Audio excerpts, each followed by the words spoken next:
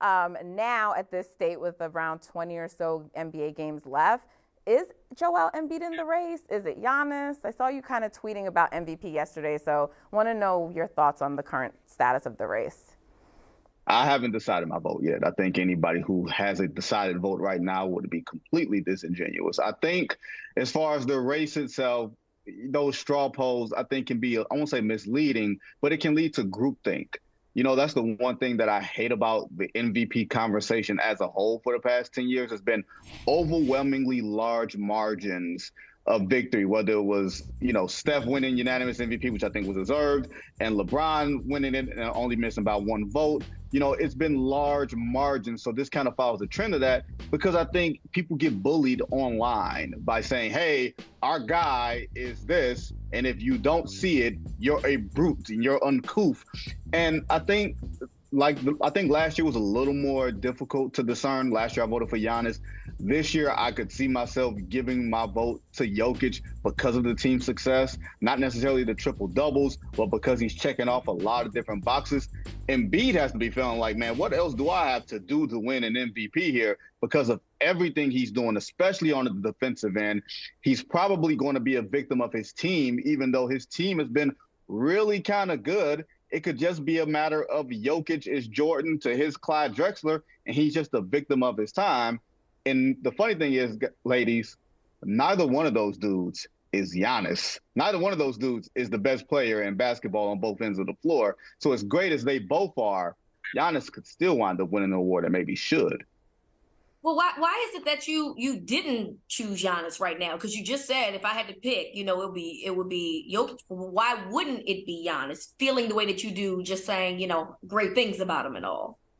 Well, Rita, just because he's missing games. That's all. And if he plays every game the rest of the way and he reaches a certain threshold, I can easily shift that, especially if the Bucks win 60 games. You have a hard time seeing teams win 60 games, having a frontline player like that, and not being given super strong MVP consideration. Right now, my vote is still up in the air. And anybody who said it's Jokic's or bust, I think they're being really disingenuous and they're not watching enough basketball.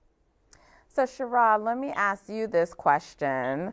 Where are your thoughts on the race? And is Jason Tatum, who never even really ever seemed to be in it, is he completely out of it? Because, I mean, when I say never in it, I just don't usually see him as the front runner, leading, whatever the straw polls. Even when I see like the power rankings, he just doesn't seem to be inserted into the conversation the way the other three have been. And then the Celtics have taken a recent sort of spiral. They've lost 3 in a row. So what are your thoughts on Tatum and then more so on the Celtics as well? Well, I think the fact that he's slowly entering the conversation says a lot about his growth. I mean, you're talking about Giannis, who's won it twice. You're talking about Jokic, who's won it.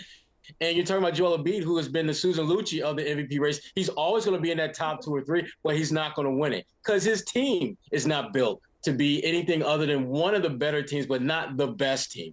The teams that we're talking about, you're talking about Denver, you're talking about Milwaukee, you're talking about Boston. The one thing they all have in common is at some point they were the team that others were, frankly, had the target on their backs. That's never happened with Joel Embiid for the most part in Philadelphia. They've always been the team on the come up. So, Joel, I love your game, but I have to put you in that box off to the side. Nice, but not today. Okay. This MVP race is going to be a 3-person race. It's going to be Jason Tatum because of the season that the Celtics have had. It's going to be Giannis because they're going to finish with either the first or second best record in the NBA. And Denver is going to be the best team out west record-wise. And that's why those guys are so, I think, solidly in the conversation because of their own individual success and the team success.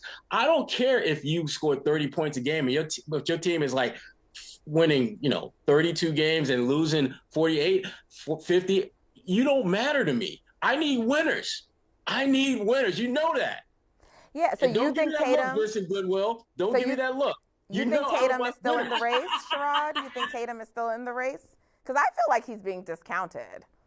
Well, I think he has fallen off because the team has fallen off. And I think Giannis, and to me, Giannis has always been in that top 2-3 conversation the entire season. But I think the last, I'd say 8, 9, 10 games, I think he's really catapulted himself. He should be at the top of the heap. Jokic just had a great season, and so have the Denver Nuggets, and he's earned the right to be in that conversation. But to Vinny's point earlier, you cannot look at any individual player and say, that's the guy, he's your MVP. There's still too many games, and I don't think there's enough separation among the teams or the top players. I want to talk to you guys about, since we're already talking about the East, Nat on her feed today, she mentions the Wild Wild West. And obviously she's talking about the Western Conference for the NBA. But the East is an intriguing conversation, because a month ago, I probably would have said, I feel like the Celtics really, it's theirs to win it. It's theirs to lose, excuse me. And then February happened. And now I have to change my thought process about that because, you know, the Bucks did what they did. They did what they had to do. So when you see this starting to unfold, because we're getting very close to the playoffs, how do you see this going in the East with the big three in terms of the Bucks, the Celtics, and the 76ers? Well, I'll let Sherrod go. Age before beauty. Go ahead. Wow. So I guess you're not going at all then today. Is that what you're saying? You're done for the day. So anyway, I will say this. I just can't bring myself to bring Philadelphia into the conversation. I just don't think they're deep enough. I don't think they have enough depth. I don't think they have enough pieces around Joel to make it worthwhile to entertain them as a possibility. I think right at this point, it's Milwaukee's to lose. I think Milwaukee is playing better basketball. They've got their best player who night in, night out is going to be the best player on the floor. And as good as Jason Tatum has been, Giannis has been better this year. And to me, that's why Milwaukee is the team that if you had to put your chips all in on one team, that's the team I would go with. Do you think the Celtics can retake that top spot, or you think they forfeited it for the season? They can, because remember, we saw how good they were at the beginning of the season. But to me, the issue isn't so much are they capable of doing it? It's can they get back to being the team that they were at the start of the season? Did they peak too soon? I know that's something I'm certainly finding myself asking a lot lately. Did they hit that high threshold mark way too soon? It remains to be seen. They do have the ability to get back there, but right now I got to go with Milwaukee as a team to beat in the East. There's a joke I want to say about Sherrod, but I will just say to my mentor, I have taught you well through the years. I have definitely taught you well. What I will say is I have been with Milwaukee from the start of the season. Usually when all things are created equal, tie goes to the team with the best player. That has been the case through time. That has been the case out west with Steph Curry, as long as he's been running things in the Western Conference. If two things are equal, usually the tiebreaker is the best player. That's Giannis, the best two-way force in the game now. I think Boston has a higher ceiling because they're a more potent three-point shooting team when they're on. You can go from all angles. You can go from the Jaylen Browns to the Tatums to the Grant Williams when he has a game. All those guys, if they're on, they're almost unbeatable. But it's so hard to predict how they'll perform in a 7-game series with that. Milwaukee is just kind of like that consistent car. You know what I mean? They ain't going to go 75, 85 all the time, but they're going to get to a good 70. They're going to stay there consistently. And that's Giannis, and that's Chris Middleton, and that's Drew Holiday. I firmly believe in that. This is probably where we part ways.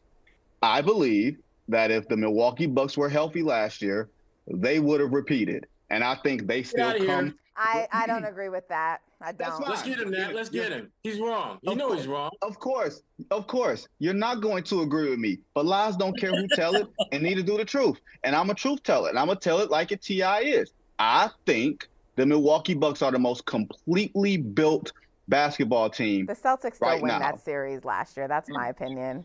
Not with Chris Middleton out there. Not a team missing their second best player. Come on, Natalie. I do believe that because Tatum stepped up and went toe-to-toe with Giannis.